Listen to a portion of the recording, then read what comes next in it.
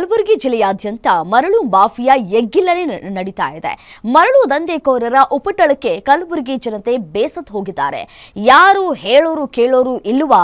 ಹಾಗಾಗಿಯೇ ಹಗಲು ದರೋಡೆ ಬಿಂದಾಸಾಗಿ ನಡೀತಾ ಇದೆಯಾ ಅನ್ನುವಂತಹ ಪ್ರಶ್ನೆ ಕಾಡ್ತಾ ಇದೆ. ಹಾಗಾದ್ರೆ ಮರಳು ದಂಧೆಕೋರರ ಆಟ ಹೇಗಿದೆ ಅನ್ನೋದನ್ನ ತೋರಿಸ್ತೀವಿ ನೋಡಿ.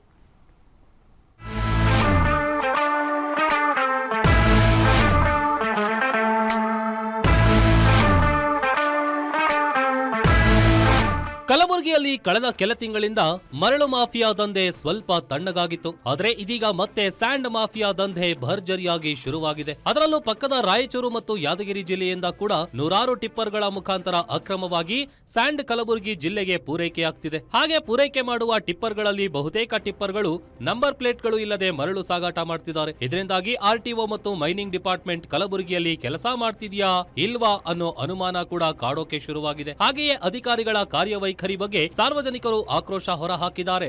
ಸರ್ಕಾರದ ಮಾನದಂಡಗಳನ್ನ ಮೀರಿ ಇವತ್ತು ಮರಳು ಸಾಗಾಣಿಕೆ ನಡೀತಾ ಇದೆ. ಒಂದ್ ಕಡೆ ಆರ್ಟಿಒ ಇಲಾಖೆ ಎದುರುಗಡೆಯಿಂದನೇ ಇವತ್ತು ಎಷ್ಟೋ ಲಾರಿಗಳು ಹೋಗ್ತವೆ, ಓವರ್ಲೋಡ್ ಆಗಿ ಮರಳನ್ನು ತುಂಬಿಕೊಂಡು ಹೋಗ್ತದೆ. ಆದ್ರೆ ಯಾವುದೇ ಒಬ್ಬ ಆರ್ಟಿಒ ಅಧಿಕಾರಿ ಅವರ ಮೇಲೆ ಒಂದು ಕ್ರಮವನ್ನು ಜರುಗಿಸೋದಿಲ್ಲ. ಒಂದ್ ಕಡೆ ನಂಬರ್ ಪ್ಲೇಟ್ ಇಲ್ಲದ ವಾಹನಗಳ ಓಡಾಟ, ಮತ್ತೊಂದ್ ಕಡೆ ಓವರ್ಲೋಡ್ ಮರಳು ಸಪ್ಲೈ ಕೂಡ ಹೆಚ್ಚಾಗಿ ಸಾಗಾಟ ಆಗ್ತಿದೆ.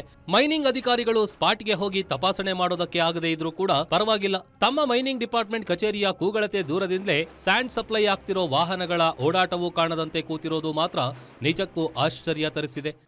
ನಾವು ದಾಖಲೆ ಪ್ರಕರಣಗಳು ಬಂತಾವು. ನಮ್ಮಲ್ಲಿ ಇನ್ಸ್ಪೆಕ್ಟರ್ಗಳ 2-3 ಜನ ಇದ್ದಾರೆ.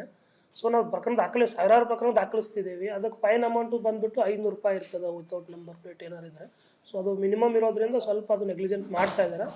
ನಾವು ಇದು ಓವರ್ಲೋಡ್ ಪ್ರಕಾರ ಜೊತೆಗೆ ಮಾಡಿ ಹೆಚ್ಚಿನ ದಂಡ ಬರೋ ತರ ನೋಡ್ಕೋತೀವಿ. ಕಲಬುರಗಿ ಜಿಲ್ಲೆಯಲ್ಲಿ ಅಕ್ರಮ ಮರಳು ದಂಧೆ ಎಗ್ಗಿಲ್ಲದೆ ನಡೀತಾ ಇದ್ರು ಅಧಿಕಾರಿಗಳು ಕಣ್ಣು ಮುಚ್ಚಿಕೊಂಡು ಕೂತಿರೋದು ನಿಜಕ್ಕೂ ದುರಂತವೇ ಸರಿ.